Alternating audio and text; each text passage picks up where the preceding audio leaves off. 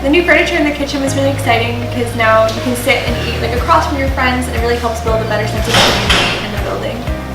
Before, the furniture was pretty much only on one side of the wall, and now that it's like on both sides and the seats are a lot comfier, it's a lot easier to like sit down and eat in here instead of just like cooking your food and going back to your room.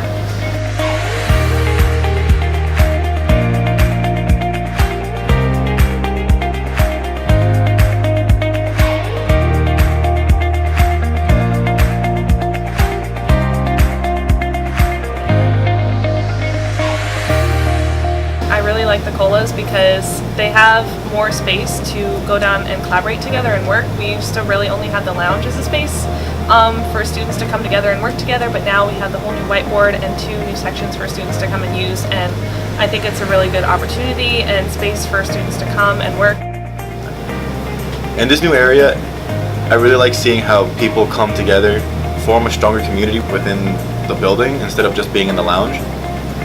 With the TVs and the whiteboard and the HDMI capability now, you can really see how we're progressing in the 21st century and incorporating technology so students are more prepared when they do leave college to really know what they're getting into.